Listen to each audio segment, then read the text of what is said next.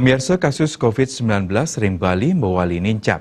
Ring tanggal 21 Agustus sani sampulintang kantos pitung dasa kutus diri. Sani akehan rau saking transmisi lokal.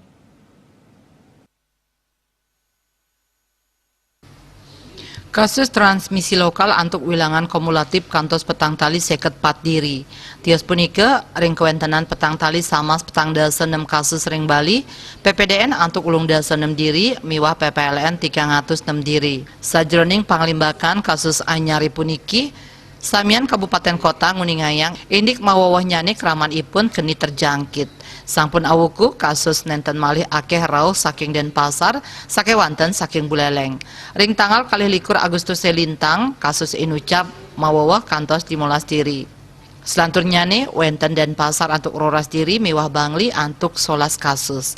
Ngenenin indik kasus sembuh, nicap 6 dasa pitu diri, menados wilangan kumulatif pasien sembuh, 3 tali ulung atus ulung dasa siki diri.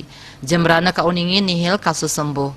Kasus sembuh, pinih akeh rauh saking Buleleng antuk 17 diri.